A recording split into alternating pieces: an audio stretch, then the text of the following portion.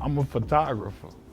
It's mostly seasonal work for real. Like you get graduation, prom pictures and all that, Easter pictures, but then come wintertime, ain't nobody looking for no pictures. So I'm looking to reject myself in the workforce maybe so I can get some continuous income the whole year through. I worked in the factory for a couple years, and me, I'm a pretty confident person. I feel like I knew everything I could know, but I come to class and I'm learning how much I really didn't know as far as the manufacturing, the safety aspect, like reading blueprints.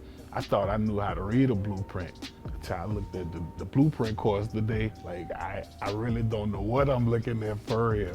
So I'm learning how much I really don't know.